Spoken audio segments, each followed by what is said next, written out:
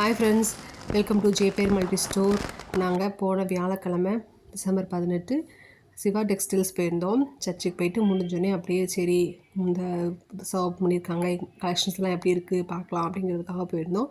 யூடியூப்லேயும் ரேட்டு கம்மியாக இருக்குதுன்னு சொல்லி போட்டிருந்தாங்க. சரின்னு சொல்லிட்டு போய் பார்த்துட்டு வருவோம் அப்படின்னு சொல்லிட்டு போயிருந்தோம். அங்கே பார்த்திங்கன்னா நிறைய கலெக்ஷன்ஸ் இருந்துச்சு. ஸ்பேஷலுக்கு இப்போ உள்ள ட்ரெண்டிங் சாரீ எல்லாமே வச்சுருந்தாங்க. ஆனால் எங்களால் தான் பார்த்து எடுக்க முடியல, ஏன்னா கூட்டம் பயங்கரமாக இருந்துச்சு.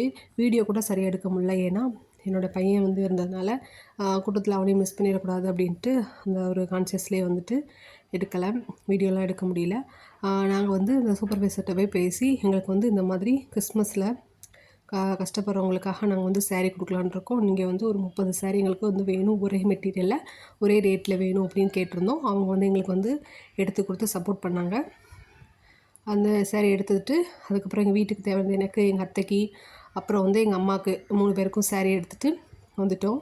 எங்களுக்கு 3 பில்லாக போட்டிருந்ததுனால எங்களுக்கு 3 கிஃப்ட்டு வந்தது.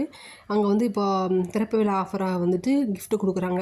1000 ரூபாய்க்கு மேலே எடுத்த அந்த கிஃப்ட்டு, 2000 டோ 3000 எடுத்த அந்த கிஃப்ட்டு அப்படின்ட்டு செக்ஷனாக பிரித்து வச்சுருக்காங்க. எல்லாமே அந்த கொடுக்குற கிஃப்ட் எல்லாமே குவாலிட்டியாக இருந்துச்சு, நல்லா இருந்துச்சு. ப்ரீமியம் குவாலிட்டியில் இருந்தது, நல்லா வெயிட்டாக இருந்தது.